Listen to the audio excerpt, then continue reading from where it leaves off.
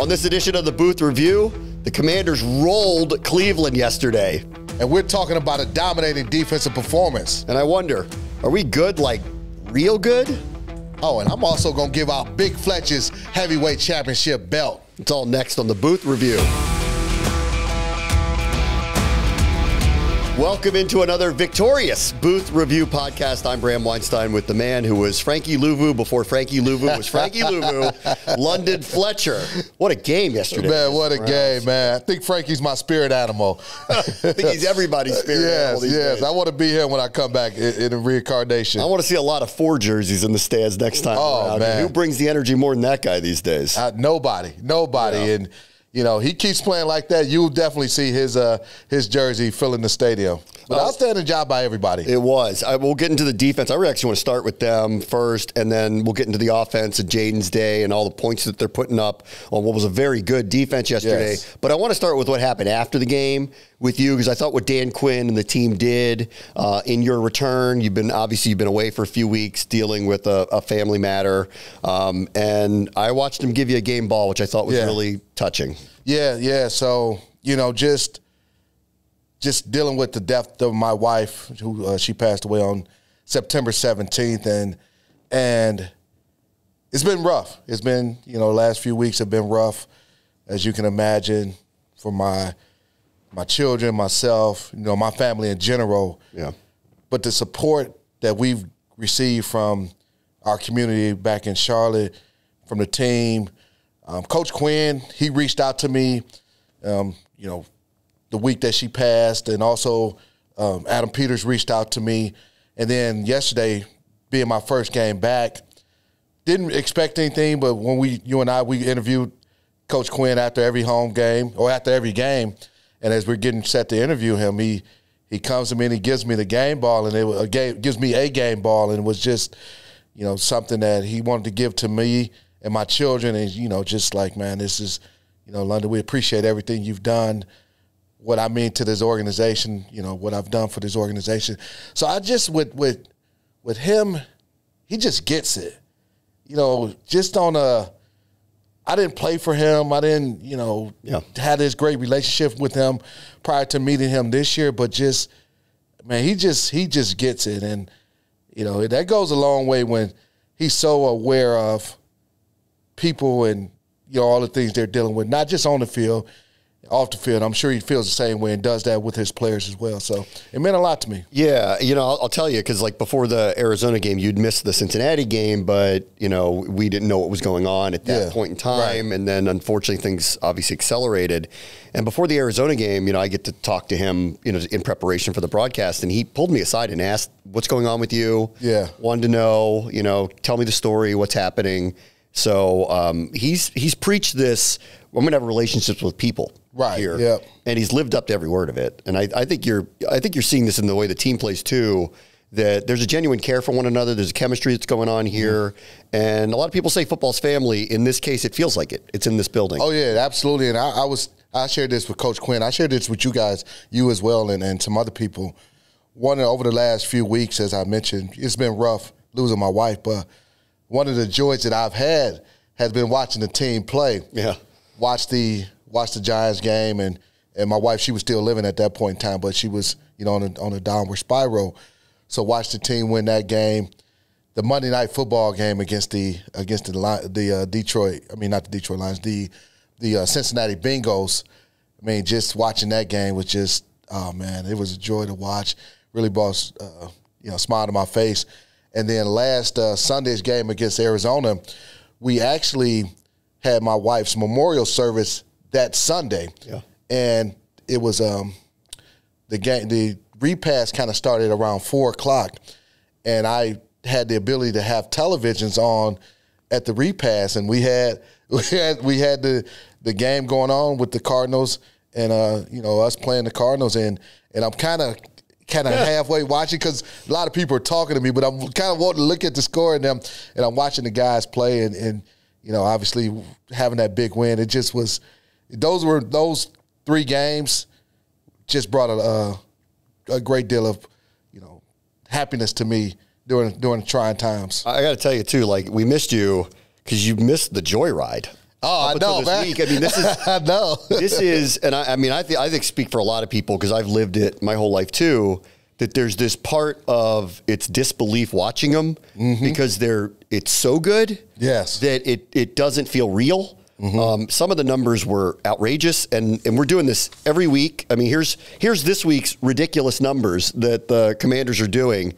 Per NFL research, Washington's the first team since 1970 to score 150-plus points in their first 5 games while starting a rookie quarterback. Wow. They've won 2 consecutive games by 20 or more points for the first time since 1997. On Jaden Daniels, he's the first player in NFL history to have 1,000 passing yards and 250-plus rushing yards in their first 5 career games. And I don't know how many times over the last few weeks I've said, since World War II, since 1991, since this, since that. Yes. They are literally rewriting their own franchise history. Yes. They are rewriting what a rookie quarterback can do. And I think they are doing something that feels even bigger, that's unprecedented than all of it. They have 30 new players, new coaching staff, new front office. It is baked in. It would not be like this. And right now, and this is, I don't think it's an understatement, nobody's playing better than them in the NFL. Nobody collectively is playing better than them right now in the NFL. And I can't believe it. Really. Right. And so watching it on television, it's been one thing. Like, I've been wanting, like, man, I want to come back and experience it. And I think you and I texted after the Monday night game against the Bengals, and watching it live, or watching it on television. I mean, Jaden, that ball was just flying, popping out of his hands. He was magical that night, and I just like, man, how does Bram and Logan, you guys feel being able to call those games and the energy and the excitement? I couldn't wait to get back to be around it, to see it up close and in person. Being at the stadium yesterday, the amount of people that were on the sideline pregame, it's the most people that I can remember, ever. And we've had, during my time, I was here with the RG3 rookie year, and we won a couple. We won a division against the Cowboys that season. But the amount of people, the energy, and all that excitement, that's more than I can remember ever since I've been a part of this franchise. People are into it. I mean, like in and around every day, just walking around the city. I mean, the conversations that I'm having with people is just very different now. But a lot of it does kind of go back to this level of, I think people haven't seen this in a very long time. Me either. And I think that's part of this, that we're all kind of like, what is going on here? Like, because this is, it's not just that they're good, it's just kind of beyond an expectation. And I think, I mean, I don't know. Like, I hate saying this out loud, but like, I don't even think Quinn and Peters could have thought that it would be this good this fast.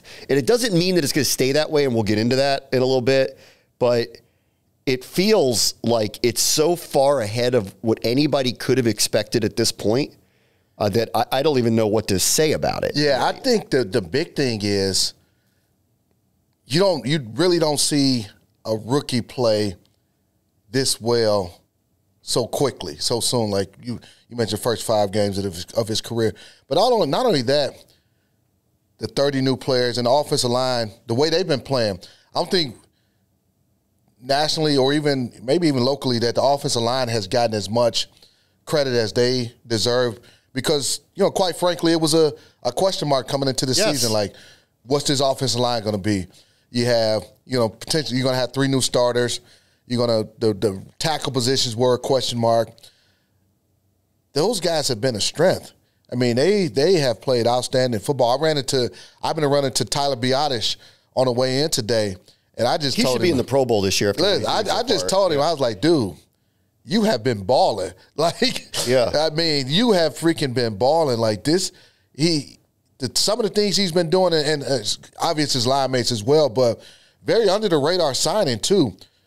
When you look at, the free agent signing, didn't garner a whole lot of attention. I think Alec Grady, who's played really well also, he may have gotten even more kind of fanfare or attention with his free agent signing, but the way Biotis has played and the offensive line in general, and then the left tackle position with Cornelius Lucas and Brandon Coleman platooning at that position, they both played well. Well, Myles Garrett did not make the stat sheet. I know. It's I saw someone tweet this out, so I'm just going to have to take them at their word that this is correct. But they said it's only the second time in his career that he didn't register a literal statistic in a game that he's played, which makes sense. He's the reigning NFL Defensive Player of the Year. He's one of the best pass rushers of his generation. He came in off of a 2-sack game with 7 pressure game. He's got some of the most, he's been hurt too, and playing with most quarterback pressures through 4 weeks. Yeah.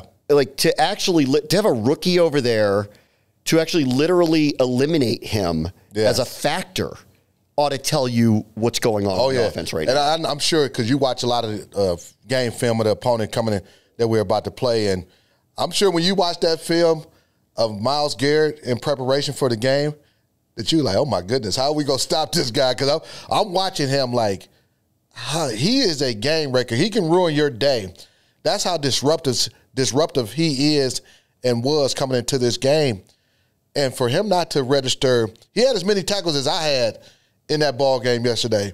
And I didn't play. So, but it's a testament to the offensive coaching staff and the game plan they put together. There were some times where, they single blocked him. They also, double teamed him, chipped him, things like that. Because with a guy like him, you have to put a lot of attention on him. And you mentioned Brandon Coleman and Cornelius Lucas. Those guys, they held their own against him. And Myles Garrett is one of the most feared defensive players in the National Football League. The other thing I think it really stands out about yesterday was, so in the 2 games against the Giants and the Bengals, and basically against Arizona where they punted once, they were perfect on offense, like practically perfect. They had scored on almost every drive. The efficiency was off the charts. Some of the crazy numbers we were citing were Jaden Daniels' completion percentage, which was among the best of any quarterback at any point in time in any season ever. Name who you think were the best quarterbacks ever, Tom Brady, Peyton Manning. He was doing things they hadn't even done, and he did it in his first 4 games. Not yesterday. Not yesterday. That didn't happen yesterday. Like, yesterday, the defense gave him a 4th and 1 stop. Right on that, which I thought was terrible play call by Cleveland, but that's not important right now. Got him a 4th and 1. Second straight week they got the other team to do what I thought was a crazy play call on a 4th and 1, but stopped it. Right, they get the ball 3 and out, -9 yards. Defense turns around, gets a 3 and out, gets the ball back. The next drive is the one that includes the long play to Terry, but here are the other plays that happened in that drive. A -3 yard pass to Austin Eckler, an incompletion to Terry. Jaden runs for -2, an incomplete pass to Ertz, and an interception at the 1 yard line. So outside of one big play, everything else was either negative or nothing or a turnover. Every other play that they ran. What's the D do? 3 and out, punt. Next possession, it took them a 4th and 2 conversion to get to the score. What do they do next possession? 3 and out again. This was the worst quarter that the offense has played the entire season. And I look up at halftime, they got 24 points on the board. We're sitting there going, they're not playing very well. And they still put 24 points on the board against what should be a top 10 defense. That's what you call complementary football. When one aspect of your unit is not playing well, special teams and defense were able to kind of hold everything in bay or hold everything in place until the offense got it going. The interception that Jaden threw in the red zone, the defense, they go out after that interception. I think they got Cleveland on a 3 and out. 3 and out, got the ball back at the Cleveland 34 after a nice return off a punt. The big punt return. Yes. And then we were finally able to get some points after that. So it was just a matter of kind of weathering the storm. I thought Jaden was a little unsettled early in the ball game.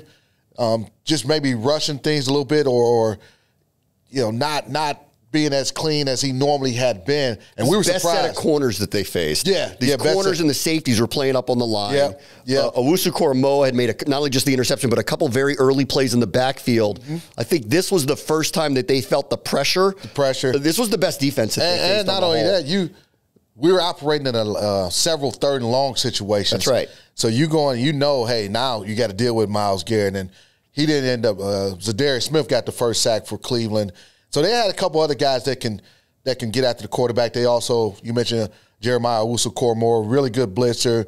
They plays in the backfield a lot. He He's a really good player. I thought they did a good job defending our RPO, our zone reads early in the game. Really, they had a good game plan. And it took us a while to kind of crack the code for Cleveland. But, again, because the defense was playing so well, because the special teams and that big punt return that Olamide Zaccheaus had to set the offense up, that's complimentary football. And the fact that you mentioned that the offense wasn't playing, quote unquote, well, and yet we had 24 points at halftime. That's a testament to this team. Well, the last 3 drives of the first half were field goal, touchdown.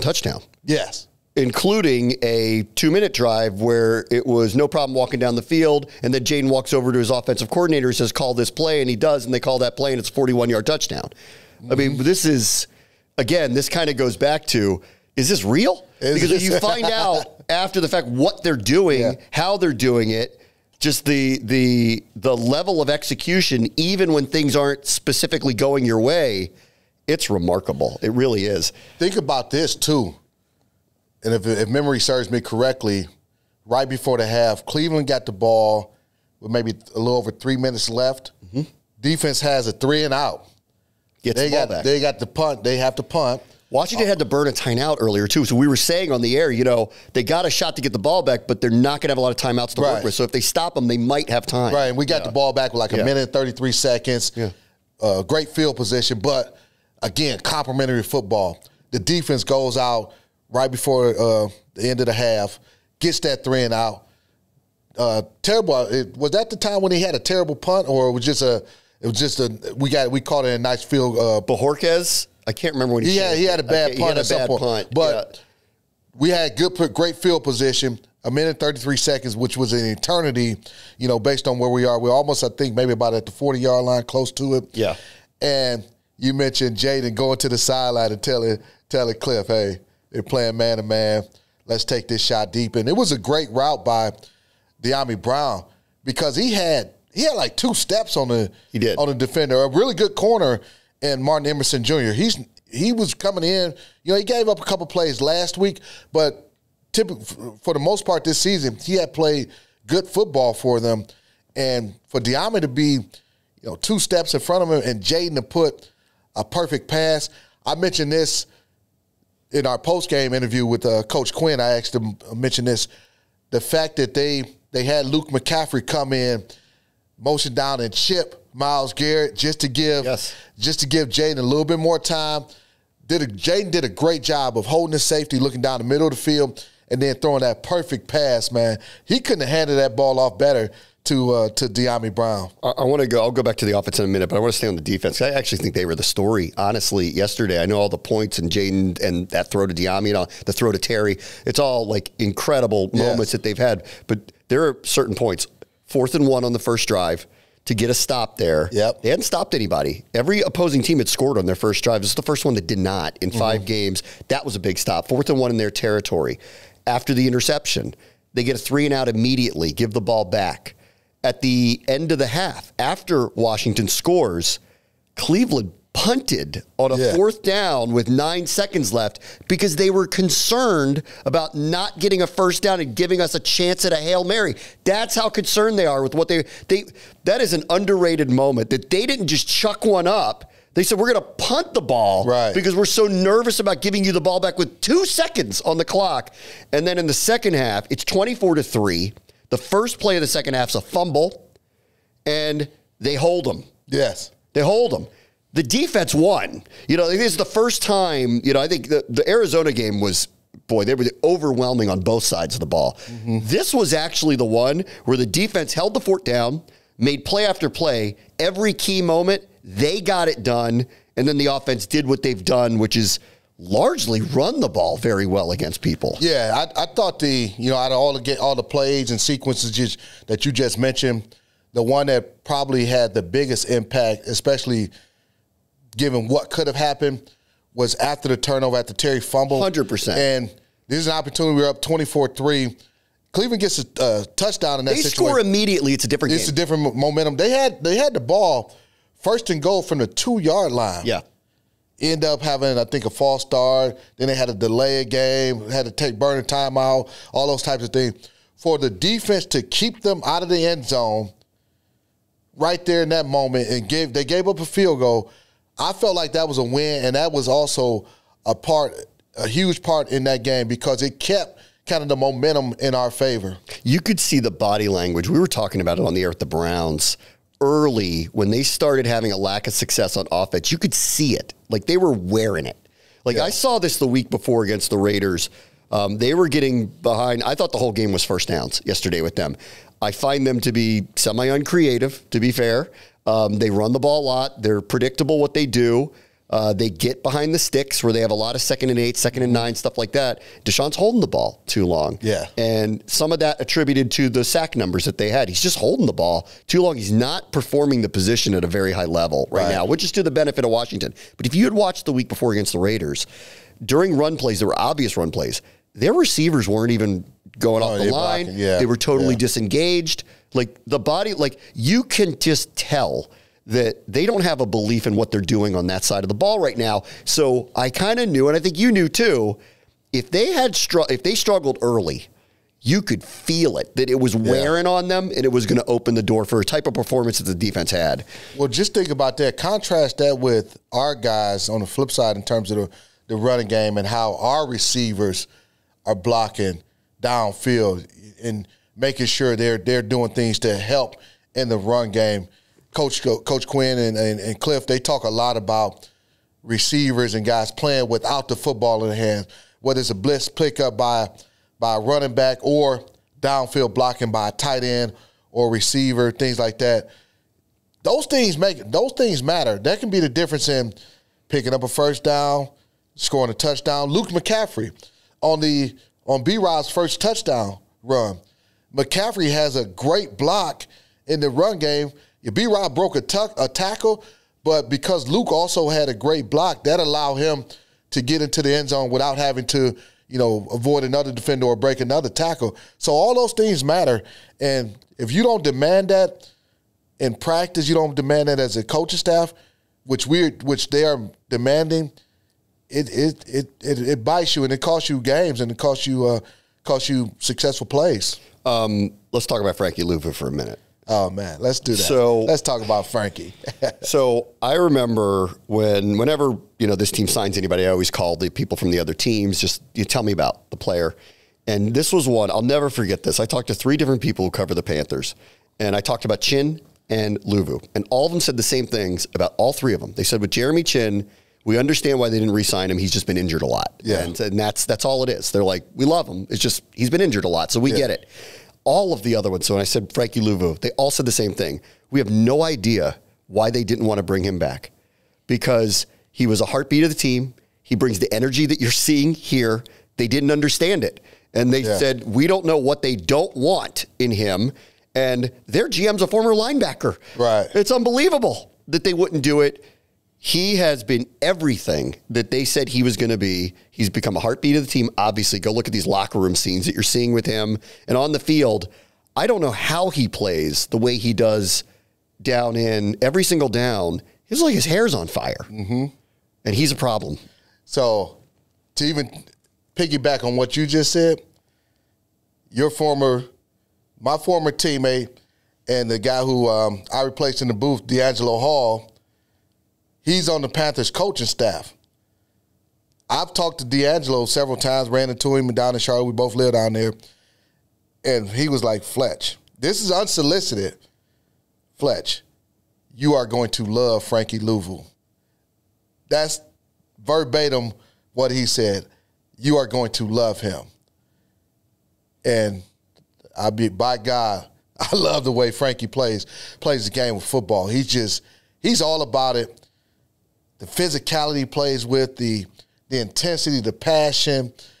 Like you can tell he just loves playing football. And I just appreciate it. I'm glad that the Carolina Panthers opted not to re-sign him for whatever reason that may be. But we're so happy to have him. Yeah. I don't think our corners got tested as much in this game and I guess I'm not surprised by that because Deshaun Watson came in as the most pressured quarterback, the most sacked quarterback. Some of that is their offensive line was really beat up, even though it was a little healthier yesterday than it has been. Jedrick Wills had returned, but they're still missing people. Wyatt Teller is out, Jack Conklin's out, so they're missing a lot of people. So they've been really beat up there. They're also, the communication's off on their line. I think this is why people are bringing so much pressure.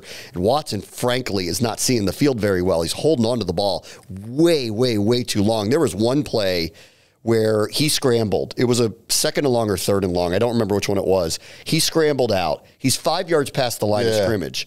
Mike Samerstill hits him, okay? And he pumps like he's going to throw the ball. Right. And Samerstill doesn't fall for it. He knocks him out of bounds.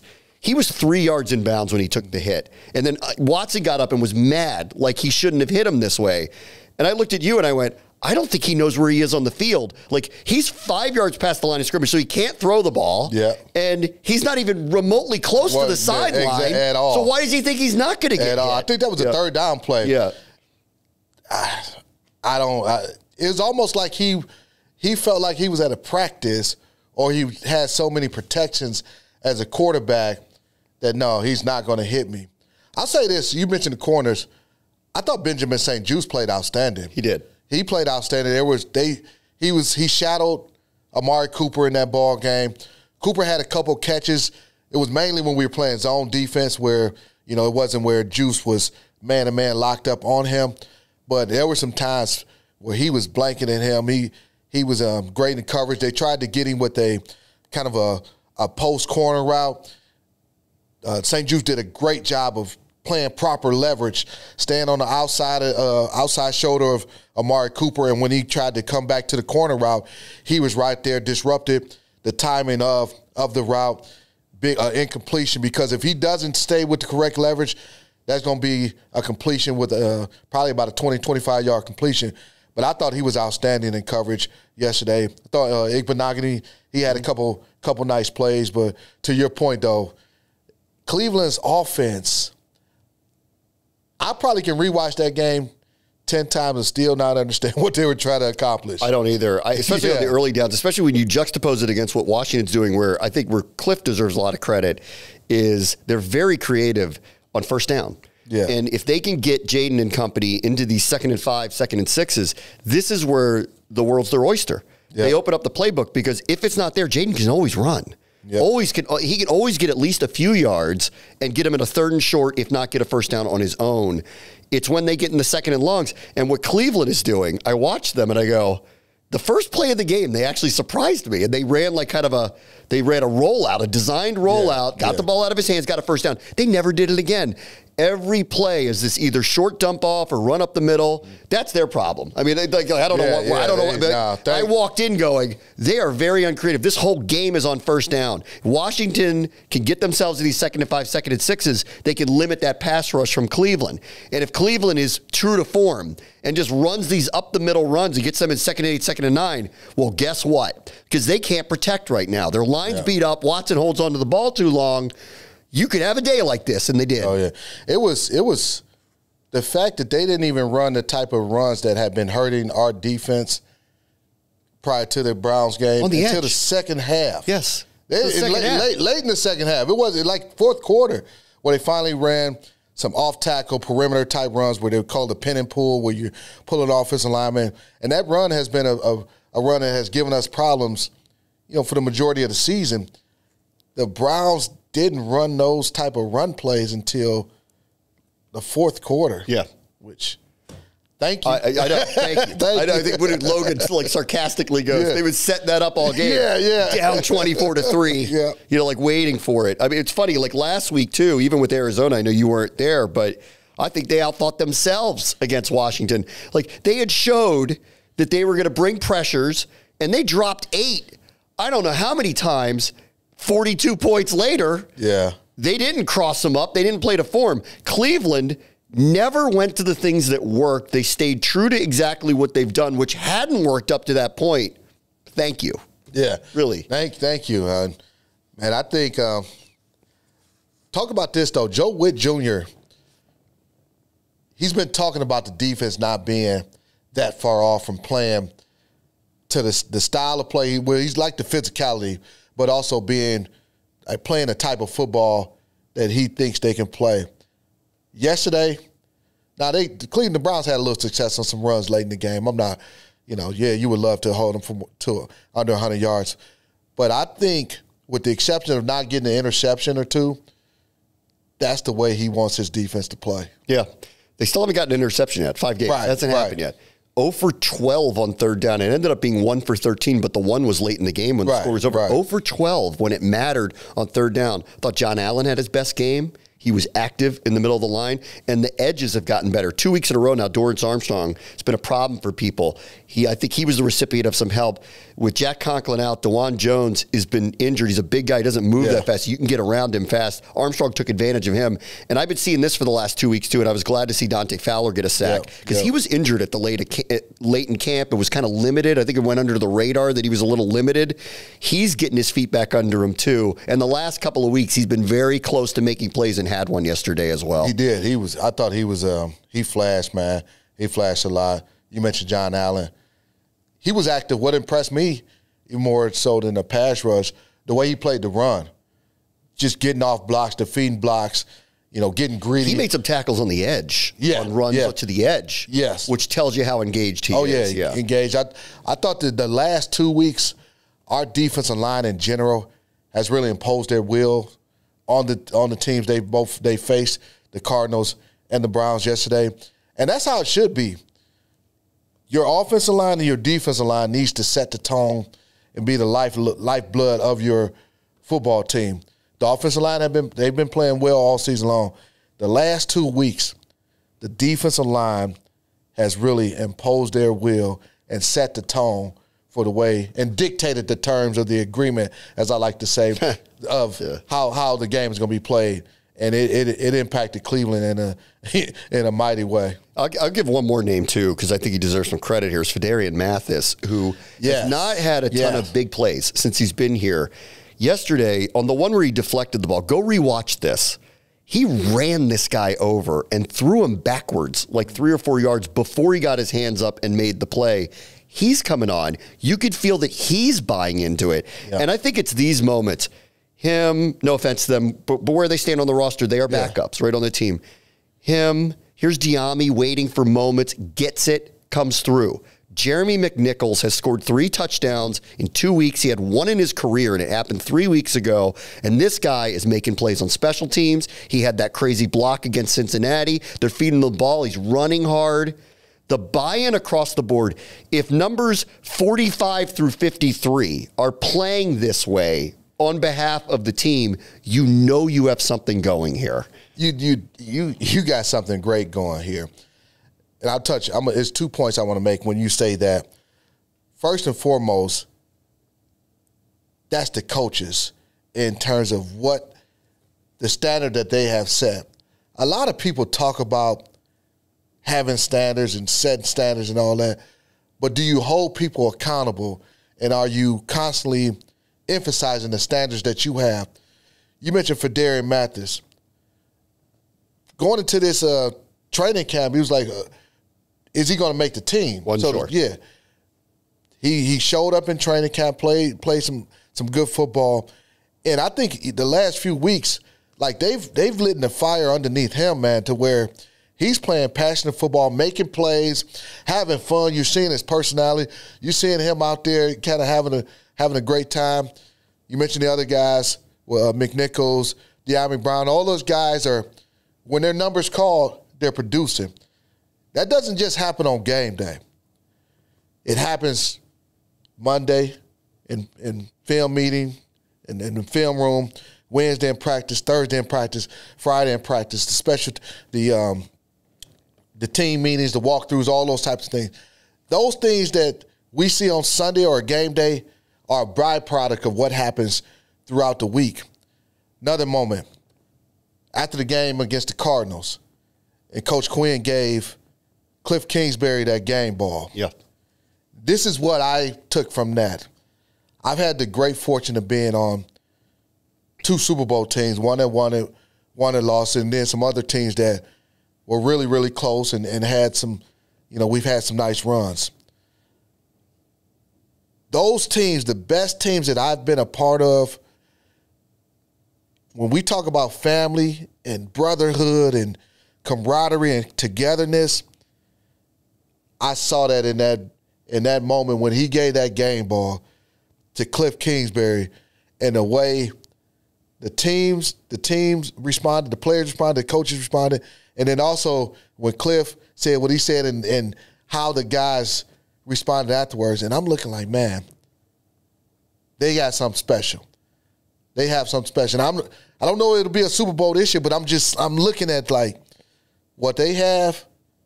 That's special. Well, let me ask you, since you mentioned it, so for the last couple of weeks, which goes back to how real could this be? Because it's almost too good. And it's not logical because it's unprecedented. And I'm going to read more in a second, stats that you're like, what in the world? Like that it's happening this fast.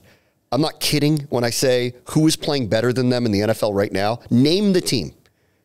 Maybe Minnesota because they're undefeated. Right. But name the team in the NFC that you think is actually playing better than them right now. I don't think if you're being honest about it and you watch them play, I don't think you do that. This year, if I'm being blunt, I was hoping for a competitive team because it's all new, that they instill this culture that they're talking about, that Jaden looks the part and improves as the season goes along, and they play meaningful games in December. And if they end up in the playoffs, great. That'd be awesome. To not have a different expectation set off of what they've done specifically off of the last few weeks, I think would be suspended disbelief. And at this point, I know it's really early, but I'm not sure what they can do this year, and I think that's a good thing. That is a great thing. And, I think it would be fair to say, like you mentioned, maybe a little bit ahead of schedule to the maybe and it might not even be. This is a movie. This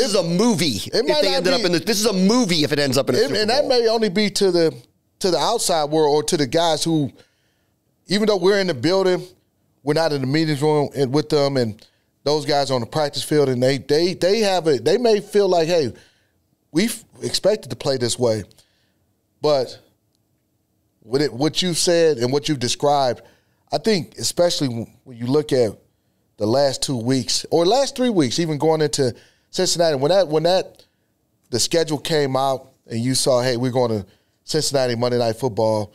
If you're predicting wins or losses, you probably predicted that as a loss, just honestly. And then for them to go, that's a team that's been in the playoffs just about every year. Joe Burrow, all those guys. Even when they were 0-2, I went, oh boy, yeah. Hey, maybe go down here, be competitive, but. That game in the last 2 weeks and the way the offense has played and the way the defense has played the last 2 weeks, man, the expectations definitely have changed. I feel like we're going to compete in every game just because of the way the coaches demand and the buy-in that the coaches, that the players have on everything that they go about. I'll tell you doing. too, the other thing that's really standing out is, it's very easy to get caught up in all this stuff. And it doesn't help when I sit here and go, who's playing better than you? You know what I mean? I understand all that. And I'm not, there's a million voices out there. Go watch ESPN today. I mean, you're going to see a million people saying how great they are. Nickelodeon showed up here and slimed Jaden Daniels, right? They're calling him NFC Rookie of this, NFC Rookie of that. They're giving him all the accolades. All of a sudden, people are talking about them very differently. It's so easy to get caught up in all of that. And Dan Quinn's talked openly the last couple of weeks, don't get on the roller coaster. Well, so they go out to Arizona after the Monday night game where everybody's freaking out about how they played and the throw that he made. And what do? They blow out the Cardinals and play their best complete game of the season and not close. And if you go, well, that's the Cardinals and they're not very good. Really? They just beat the 49ers yesterday. They boat raced the Rams and they could have won in Buffalo.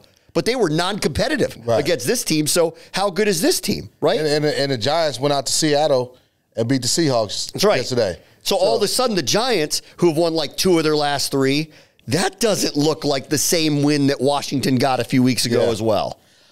No, not at all. And what I love, too, is when you look at, and I know we've talked a lot about Jaden, but yesterday in his press conference and also when we interviewed him,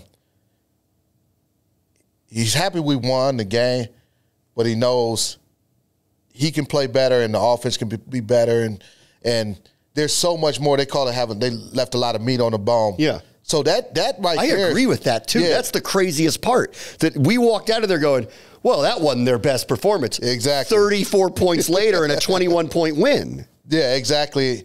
And that right there, despite all of the national media attention that they've gotten and is going to get more, they understand that we have to continue to get better, continue to improve.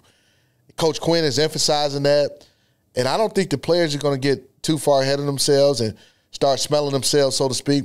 They're going to come in and continue to be about the work, continue to be about the work each and every day of respecting the opponent regardless of who it is, respecting the preparation that it takes to win in the National Football League, and respecting all the things that encompasses, going out there and playing your best football on game day. Let me talk about one more thing on the offense before we get to Jaden and his performance, which is their run game. Because for the third time in 5 games, they've rushed for over 200 yards in a game, which is astonishing. Yeah. It's an astonishing number. And especially last week, Cleveland, whose defense I really respect, the group that they have, off of what they came off of, the group that they bring, and how aggressive they play, it's hard. But if you'd watched again, going back to that Raiders game, Zamir White was finding creases on them. So there were some cracks that were starting to happen to them.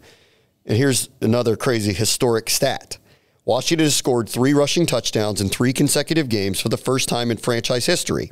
They're the second team in NFL history to have at least 3 rushing touchdowns in 4 of their first 5 games, joining the 1954 San Francisco 49ers. We came out of camp. You looked at the profile of the team, right?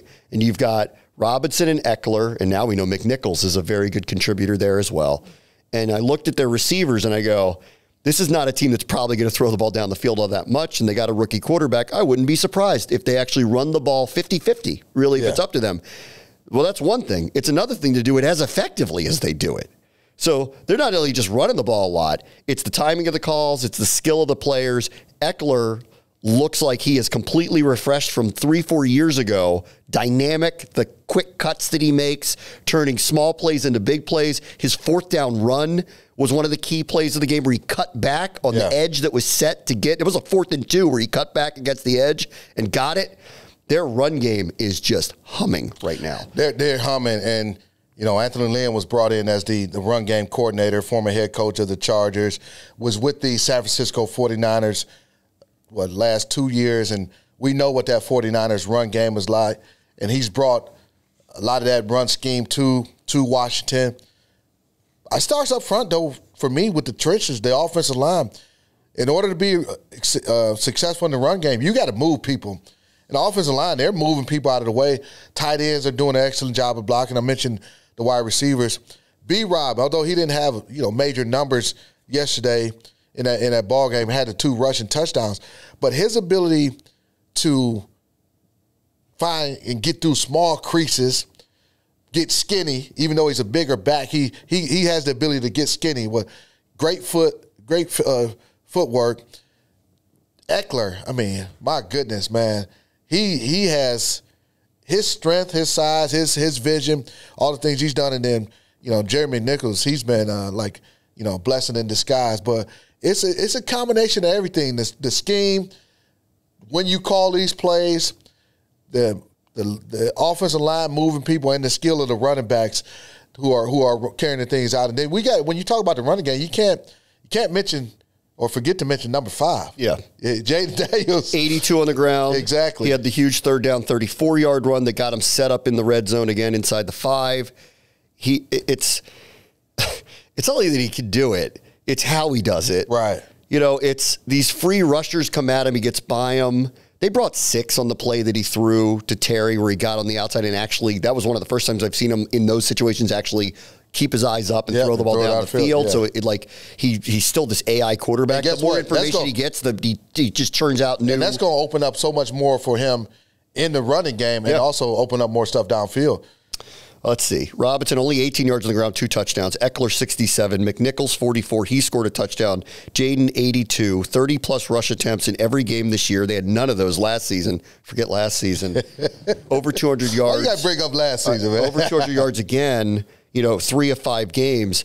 If they're going to play defense to the degree that they've played it the last 2 weeks, and they're going to run the ball like this, again, you need to reset your expectations. Why does Cincinnati have the record they have? They don't run the ball very well, and they can't really stop the run. It's a simple formula in this game that if you overpower people and control the clock and don't turn the ball over, and then they can't make plays because they're stuck in these 2nd and 8, 2nd and 9s, guess what? It's a formula for winning. It's been tried and true forever. Yeah, and going into next week's game against the Ravens, and I know the Ravens, they gave up, 38 points yesterday to the Bengals. Mm-hmm. They're not playing, I guess, to the level that they normally play defensively. Haven't had a chance to study the Ravens, going into this game yet. But if we can stay ahead of the chains, be able to run the ball effectively. Now, I know they got Marlon Humphrey, who's an outstanding corner, and they got the safety Kyle Hamilton, who's outstanding. I don't know what else they have on the back end. That may open up some things in the passing game where we can win some one-on-one matchups. Luke McCaffrey, he's not playing like a rookie either. He's been doing some things, to have the ability that you can trust Dami on downfield throws. We know what Terry's going to bring each and every day, each and every game. But the ability to run the ball effectively, it puts you in a lot of third and shorts, third and mediums. And you mentioned also the ability, if everything is covered up, Jaden's ability to make something happen with his legs. And I want to say this too. I mean, like Kingsbury, this was the first game where they were stunted on first down a few times early in the game. Rarely has that been the case. And I think one of the humongous keys to the success so far this year is Kingsbury has creatively gotten them into these second and manageable situations where the playbook's just open to them. So I think he's played a key role in all this too. Execution's been amazing. The blocking, the running backs are bringing it, the blocking downfield. And Jaden, of course, I think is so far ahead of the curve that it's hard to describe. He's kind of rewriting a lot of the record books for rookie quarterbacks, but I think Kingsbury deserves a lot of credit here too. And as the game went along and the body language of the Browns started to change, they took advantage of it. And that's what you're supposed to do.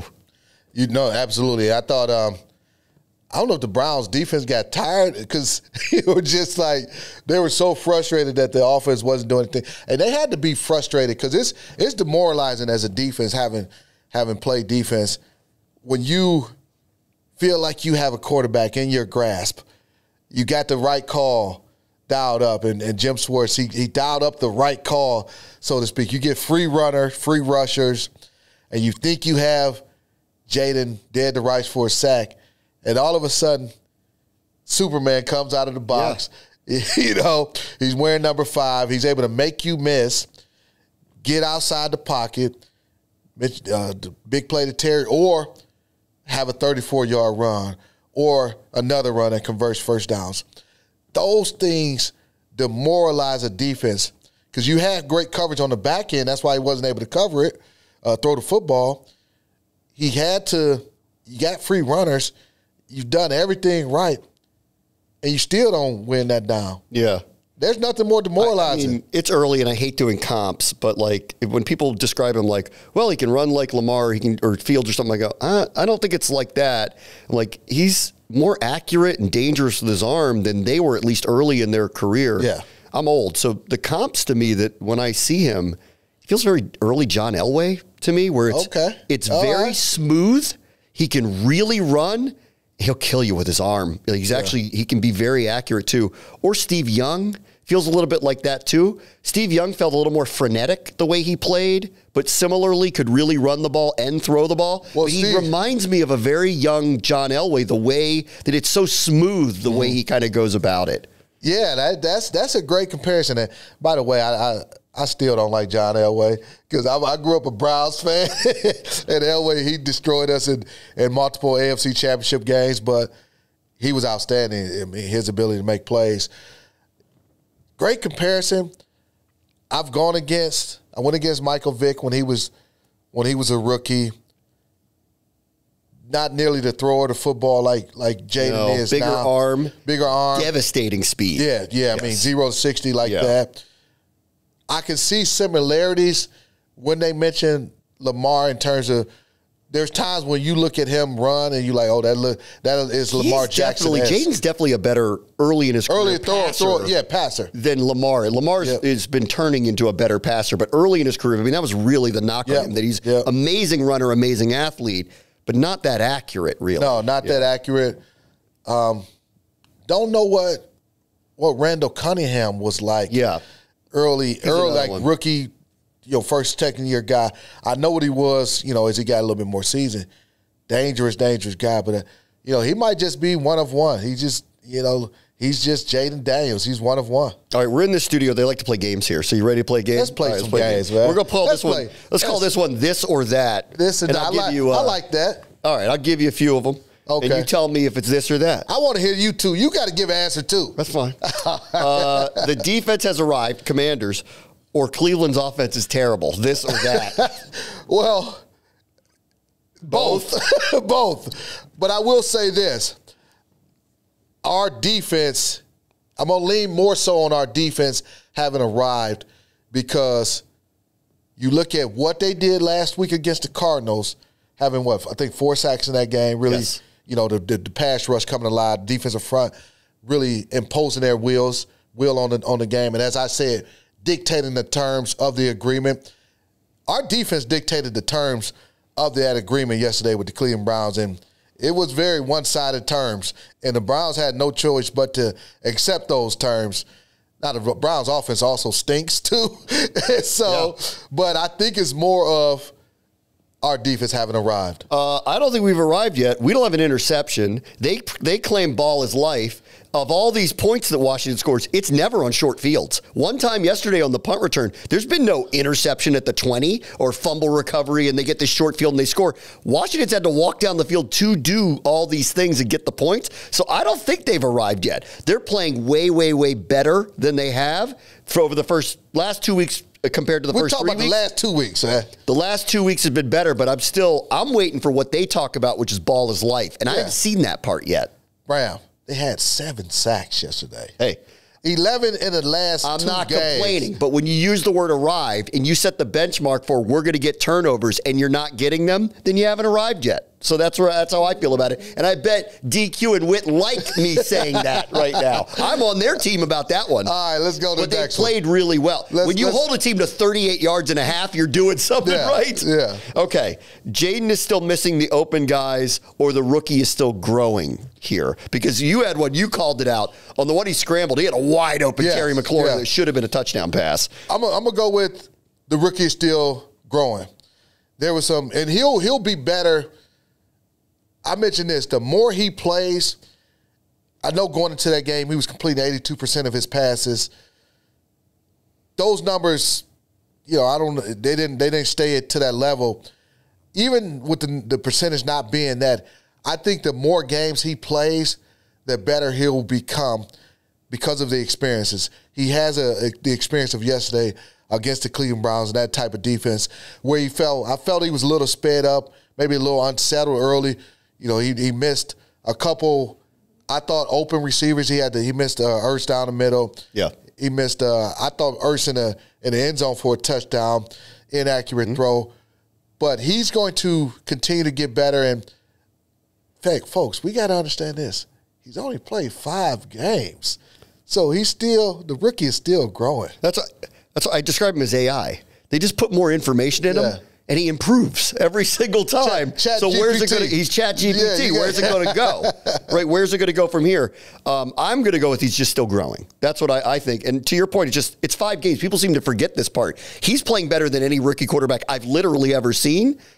But it still doesn't mean there's a lot of room to grow. And I think yesterday was one of the first times that he actually missed a couple of throws that he probably wants back. I will say this though about him, and this is the part that I'm really, really, really excited about.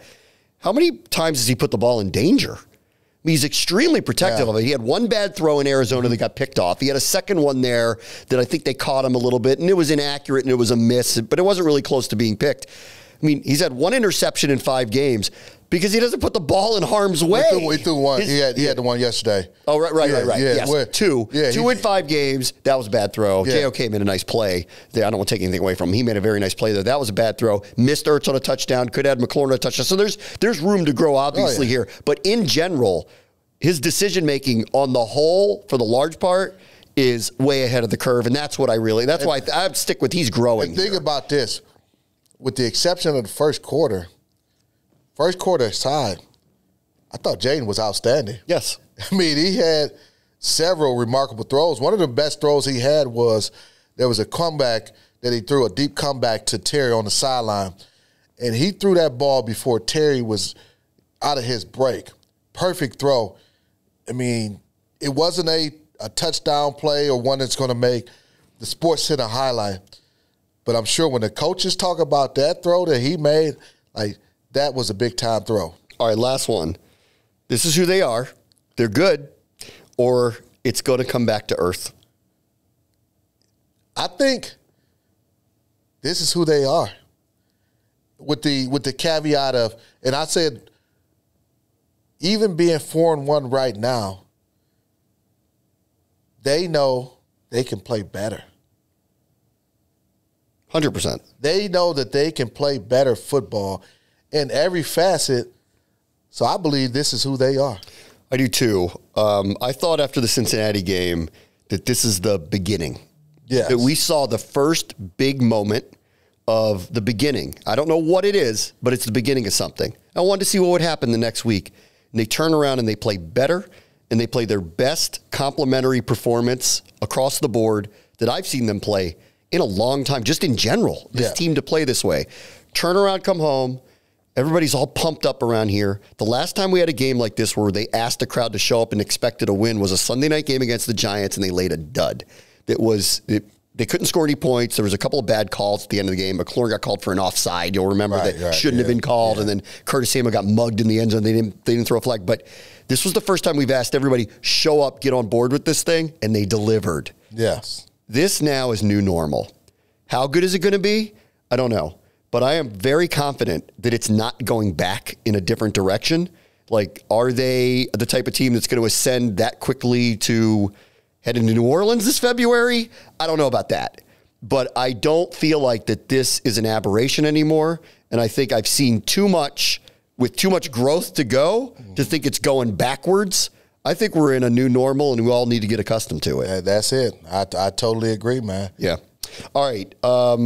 Which leads me into, I want to do your heavyweight championship belt in a moment, because I do think that this is our first big game of this new era. Now, the Cincinnati one may or may not have been perceived that way. It's Monday night. They're up there. Cincinnati typically has a very good team with Burrow, and they'd gotten Higgins back and all that. But I don't think anybody knew. We weren't in the new normal yet. We needed to prove some things. This is the first big game that they're having. Spotlight game. Mm-hmm. Everybody's going to be paying attention to it. People know how good Baltimore is. They do it every single year. It's a matchup of quarterbacks that's going to bring a lot of attention. We're going to get some national media here this week. What do you think? I tell you what, man. I feel like I'm getting ready to call a big game. I don't know. It is. I don't know if you've got there yet, but I'm anticipating Saturday rolling into Baltimore. This right here. It's a litmus test early in the season, and I'm sure we'll have many more. But when you understand historically what the Baltimore Ravens are, they're one of the top teams in the NFL year in and year out. Coach Harbaugh, John Harbaugh, he's been one of the best coaches year in and year out. Lamar Jackson, 2-time MVP, reigning MVP. It's going to be a challenge. And to your point about how, who wins the line of scrimmage, that team on offense typically wins it. Exactly. This is going to be a very interesting, telling test against that rush offense this weekend. And not only that, so they won the game yesterday, but defensively they gave up 38 points. I know how things happen in a defensive meeting room. When you haven't played up to your expectations, the emphasis on correcting the things you didn't do well, and the greater attention to detail. I don't know how they tackled all the different things that they didn't do well defensively. They're going to emphasize those things a lot in their practice week, a lot in their meetings. So the defense, I expect them to be ready to play a lot better game, the Ravens defense. So it's going to be a challenge, but I'm looking forward to it because I feel like Coach Quinn is going to have his guys ready to go out and play their best football as well. So let's see what happens, man. You talk about heavyweight fight. It is. Let's ding, ding, ding. And let's get it on. And back to the point of who's playing better than them right now, and make an argument that anybody's playing better than Washington right now, and go look and see how they're installed, how big of an underdog they're installed. Because I saw it. Was it like 7 points already? Yeah. Yeah. I mean, personally, not a lot of players pay a whole lot of attention to that. I've had some coaches who kind of use that as a motivation, especially if we're like at home and we're underdog. Hey, man, they got us as an underdog here. But as players, we don't pay a whole lot of attention to that. That's not going to make me go out and play harder. I'm going to play hard just because this is what I do. So, you know, how much they're paying attention to the underdog factor, that's good for the betting world and all that. But I know they're going to be ready to play their best football because of Coach Quinn and the coaching staff and understanding that the opponent and who they are and playing in that environment, they'll be ready to play regardless of what the point spread is. Real quick, you played linebacker. What would you say to the people who have to tackle Derrick Henry this weekend? Hey, double chin strap game. Buckle up. You know, you got to get him before he gets going. The defensive line, the linebackers, you got to get him before he gets going. And then also there's going to be times where the cornerbacks are going to have to be live and willing tacklers. That's just the way it is. There's going to be times where he gets to that second level, whether you're a safety or you're a cornerback, and they force you to be the guys fitting in the run.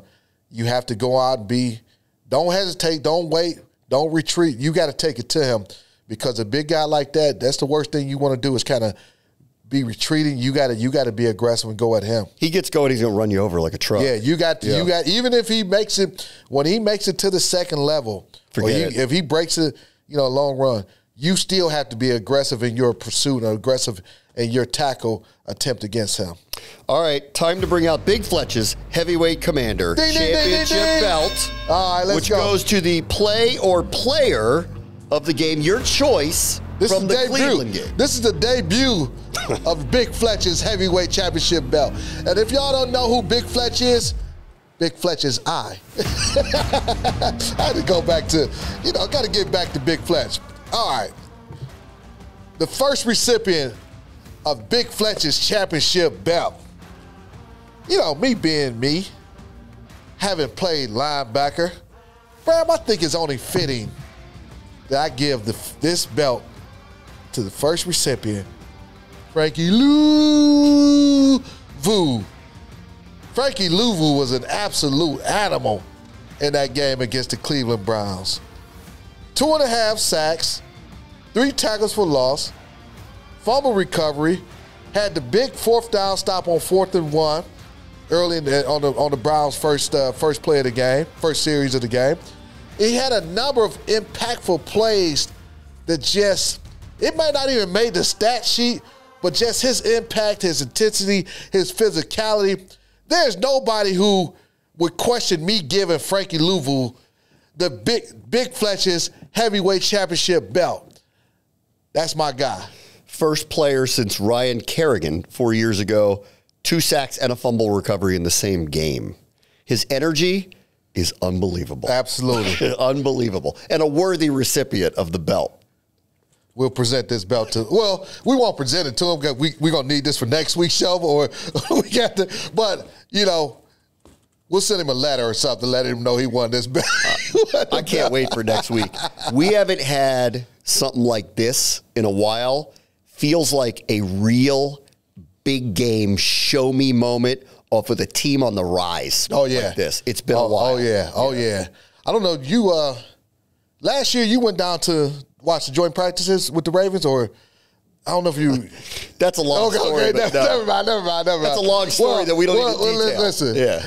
So I was at those practices, and it was intense. And I don't know if you remember last year. Well, I know you remember the preseason game from last year. There's already a hate. It's a bit of rivalry, the Beltway battle and all that. The battle of the Beltway. I don't think we've had a game with the Ravens that kind of had this much on the line. No, not probably ever. Probably ever. Ever, but it's going to be physical. All right, can't wait. I cannot wait. See you there Sunday. See you back here next week. That'll do it for the booth review.